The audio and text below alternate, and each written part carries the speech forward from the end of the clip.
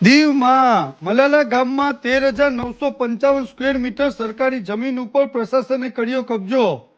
3.5 વર્ષ પહેલા 10 ફેબ્રુઆરી 2022ના રોજ મામલતદાર કચેરીના રિપોર્ટ મુજબ સર્વે નંબર 92 ઉપર કેશવ ભીખાએ મલાલા ગામમાં 3268 સ્ક્વેર મીટર જમીન અને મગન રામજીએ મલાલા ગામમાં 10,687 સ્ક્વેર મીટર જમીન ઉપર ગેરકાયદેસર રીતે કબજો કરેલ। આ બંનેની કુલ જમીન 13,955 સ્ક્વેર મીટર જમીન થાય છે, જેની કિંમત કરોડોમાં થવા પામે છે। દીવ પ્રશાસન દ્વારા 26 જૂન 2025ના રોજ બંનેને 7 દિવસની સોકોસ નોટિસ ફટકારેલ, જેનો જવાબ બંને નહીં આપી શકતા લેન્ડ રેવન્યુ કાયદા 1968 મુજબ ડેપ્યુટી કલેક્ટર શિવમ મિશ્રા સાહેબના લેખિત ઓર્ડરથી આ કુલ જમીન 13,955 સ્ક્વેર મીટર સરકારે પોતાના હસ્તગત કરી।